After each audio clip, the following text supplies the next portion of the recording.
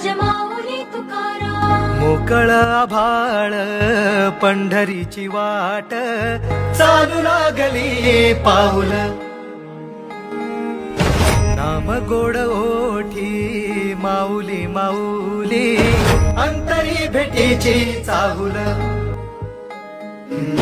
मोकळ आभाळ पंढरीची वाट चालू लागली पाऊल.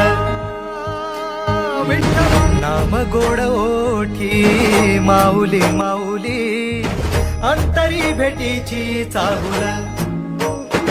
निघाली पाऊले दर्शनी ध्यास लागला पंढरी हो.